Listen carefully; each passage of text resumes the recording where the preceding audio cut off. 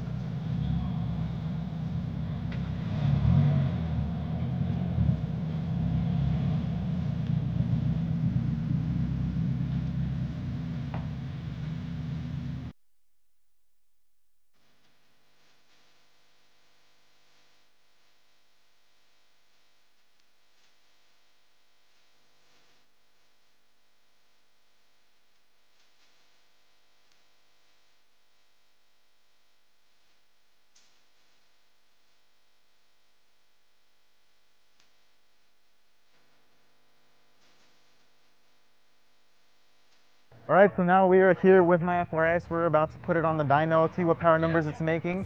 And they're taking off the wheels because this is a hub dyno. It's not just a regular rolling dyno. So with this, if the car is losing traction, it's not gonna lose traction on this dyno because it's bolted straight to the hub. So we're gonna be able to see how much power. Hopefully we can make 500 horsepower. If we make a little bit more than that, or that's gonna be awesome for us. But if we make a little bit under that, this is gonna give me more motivation to maybe bring actual E85 next time, because right now the car's only on E54. So let's see the results.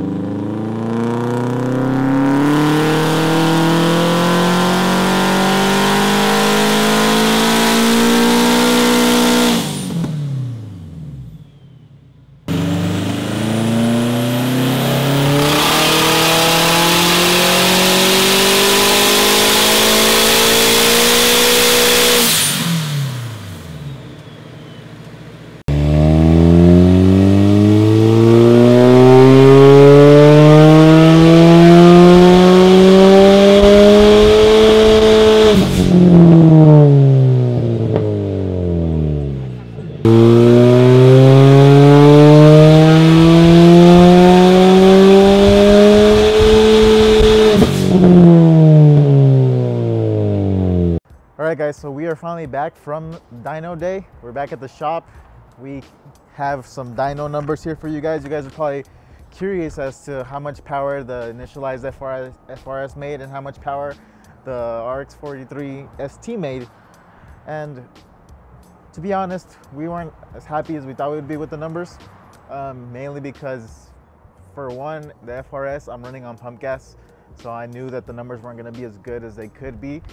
But it still made pretty decent numbers for what we wanted. On the dyno sheets, I have them here with me. The car makes some ridiculous power at, for example, let's see, at like 3,200 RPMs, we're making about 100 horsepower. So from 32 to 4,000 RPMs, so it's around 800 RPMs, we are making 200 horsepower to the wheels. And then from 4,000 to 4,500, so that's only 500 RPMs more, we are pushing 300 horsepower to the wheels. And that's pretty impressive because you're jumping 100 horsepower in just that amount of RPM, so that's where you really start feeling the kick. There seems to be a little issue though after 4,500 to 4,000. There seems to be like a little dip, so I'm guessing that has something to do with the tune. Last time we tuned it, we had a faulty cam solenoid actuator, and that's probably what's causing that dip there, because it was making the car run a little bit lean, and we ended up making it a little bit more rich, giving it a little bit more fuel in that section. So after that, and when I came back to the shop after tuning, I figured out that that was bad, swapped it out, and that's why the tune after that isn't as perfect as it could be. So from 45 to 5,000 RPMs, it stays around like 300, 320. And then after that, it just jumps right back up. At 55, we're at 360 horsepower. And then all the way to peak power, we made 424 horsepower, or 423.92, with, we're going at 122 miles an hour at 7,100 RPM. So at 7,000 RPM, 71, we're making 424 pretty much. And that's with a bad tune, because you can notice it on the dyno the way it does it. But what was most impressive was the torque number I was making. Like, I had no idea what type of torque I was making, and it looks like at 4,500 RPMs, we are making full torque, which is 366 pounds of torque. I think the stock transmission isn't made to handle that much, so it's handling it for now because I'm not doing any launches and stuff like that, but that is a ton of torque for a little 4-cylinder. So power-wise, the car is ridiculously fast right now as it is. I thought, I was making 500 to the wheels. If we calculate, like a 20%, 15% drivetrain loss, the car's making like 480, 500 at the crank at this moment with this tune. But the beauty of it is that the car is ridiculously fast right now at 424 wheel horsepower, according to this dyno. And there's only more we can do because the engine can handle 600 horsepower. The ARP studs can handle up to like 550 horsepower. And the goal was to get to 500, but we hadn't been able to measure it since then. So now that we are able to measure it, we know that we can go ahead and up the boost and do a little bit more fine tuning, and possibly running a little bit of race gas or higher content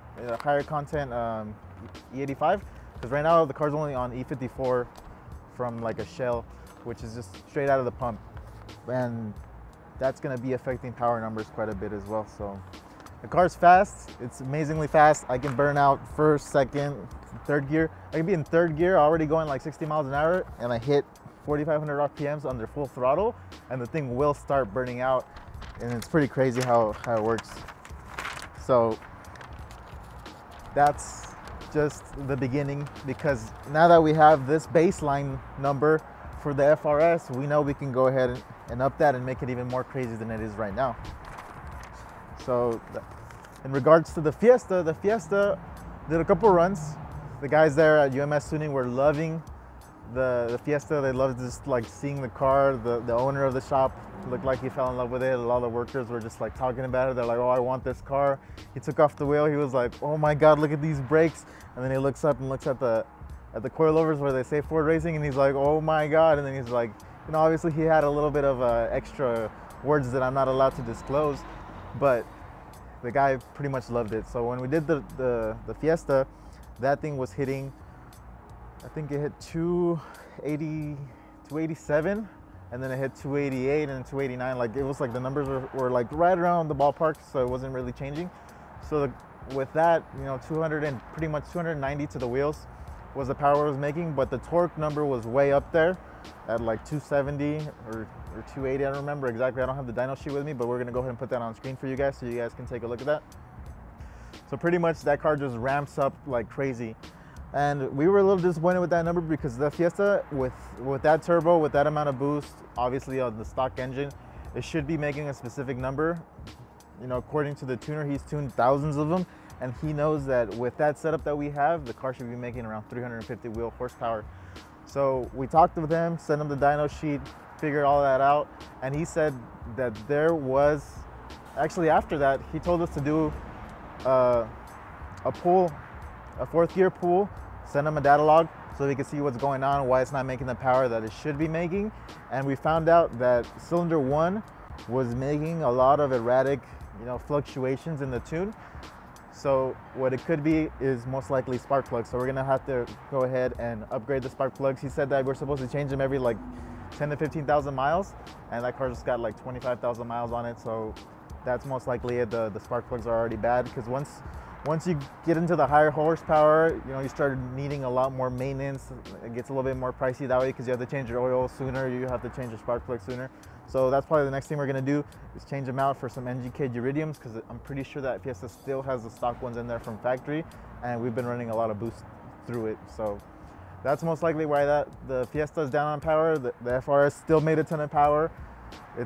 The line or the graph wasn't as linear as I would like, mainly because of the tune being affected by that one time we tuned it. And yeah, I mean, power is there. The cars are already ridiculously fast. I drove the Fiesta so we could do that dyno pull or that data log pull the other day, and it like wants to torque steer pretty bad when I'm shifting, because I'm only holding it with one hand, and that thing just flies, and it's only making 290 horsepower, so I can't imagine it making 350. And then another thing that we need to do is, if we want to make the 400 number, the magic 400 number that those Fiesta STs make, we need to get a tubular manifold. So that'll probably be next on the bucket list to get for the Fiesta ST. And you know, hope you guys enjoyed the video. Hope you guys enjoyed the cars that were there at the event, the dyno pools, and you know, keep moving on. We gotta keep upgrading. I guess I'm not done here. We gotta get more power out of these cars. So as always, I hope you guys enjoyed the video. You guys have a great day.